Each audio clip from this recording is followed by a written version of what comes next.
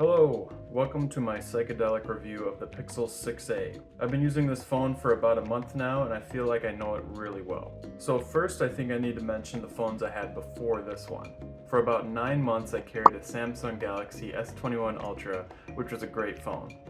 Then I switched to a Galaxy Z Fold, which is a great phone, but I found it to be pretty impractical. After 2 to 3 weeks of the Z Fold, I couldn't take the weight of the thing anymore and I switched to this little guy. Let me tell you, it has been such a breath of fresh air to go from this experimental, extravagant, super heavy Z Fold to this simple, lightweight, utilitarian phone. What I learned from that experiment was that while it's cool to have a cutting edge or super high-end phone, at the end of the day, what you really need is a phone to do the basics. Call, message, use apps, take photos, and be there when you need it. My experience with this phone has honestly been great. Things I like. Like I said above, I like that it's a utilitarian phone. It's simple, lightweight, and does everything you need a phone to do. I like the size and form factor. I love the flat front screen. I think screens which curve over the corners are really dumb because you can't make a good case for a phone like that. The price. This phone costs $380 at the time of this review. There is something comforting about knowing your phone you take everywhere with you isn't a precious artifact worth thousands of dollars. That's just nice. Like, if this thing gets smashed into a million pieces or something, it would suck, but it wouldn't suck nearly as bad as if it were a $1,000 phone. Also, I feel like this thing is a lot less likely to get stolen than a shiny new iPhone 14 or something. The camera. It just takes nice shots.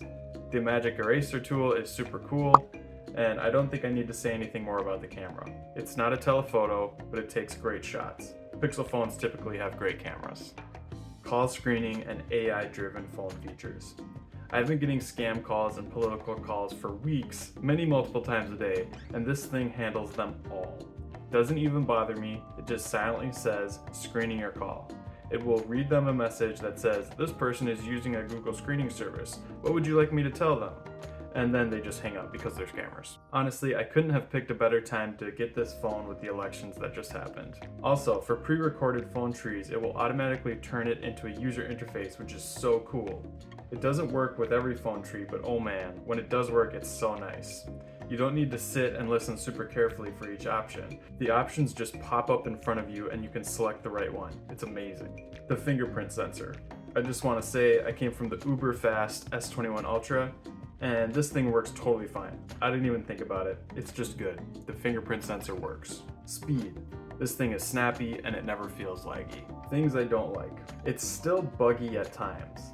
So flashback to 2021 when the Pixel 6 first came out. I was so excited for that phone. I got it as soon as I could possibly get one and was majorly let down by the experience. The phone was incredibly buggy and frustrating to use.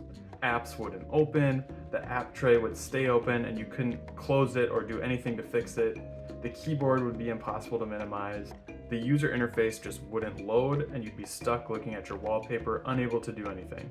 Now this phone, it's like the same kind of bugginess as the Pixel 6, but only 5% of that. So it's like way better and almost never an issue, but there's still a few times when things are buggy in the exact same way the Pixel 6 was buggy. For example, I was trying to take a phone call and every time I placed the call, it would say it was connected to my Pixel Buds, but it wasn't. So I couldn't hear anything and I had to restart the phone. And sometimes the app tray will be stuck open and you just have to lock the screen and unlock it and then it works again. That being said, it's a vast improvement over the bugginess I was experiencing with the original Pixel 6. Google Assistant. Despite the Tensor chip and everything, it doesn't seem to hear me super great all the time. Maybe the mic is just not powerful enough or something, but it seems to mishear me quite a bit. Maybe my expectations are too high because I use the Google Assistant a lot, but I just wish it were a bit better, especially given the AI-focused hardware this phone is running on. Hey Google, add peanut butter to my bum bum. Sorry, it looks like that device hasn't been set up yet. The phone as a whole. Despite those minor gripes, overall I am extremely satisfied with the phone. It's lightweight, utilitarian, very cheap considering how solid the experience it is to use, and it's just good. Like I said, there's something about having a phone which just works. It's not this heavy clunker in your pocket, and it doesn't cost as much as a high-end laptop.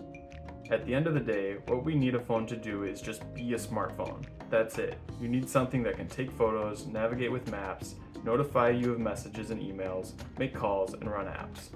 Everything else, the giant screens, telephoto cameras, wireless charging, that stuff is just extra, at least to me. I'm finding a real joy in sacrificing all that stuff for a phone that is affordable, lightweight, and just gets the job done.